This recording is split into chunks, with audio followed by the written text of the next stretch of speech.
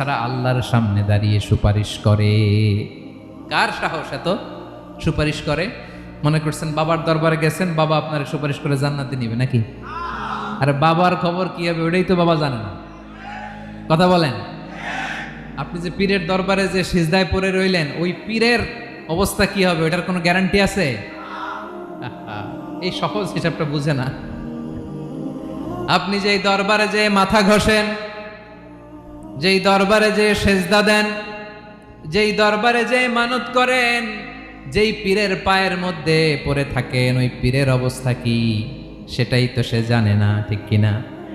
কেউ সুপারিশ করতে পারবে না। তবে হ্যাঁ, আল্লাহ যদি কাউকে দয়া করে অনুমতি দেয় তাহলে করতে পারবে, তাহলে পারবে। সেই কিয়ামতের দিনটা বড্ড ভয়ঙ্কর, কেউ সুপারিশ করার সাহস পাবে না।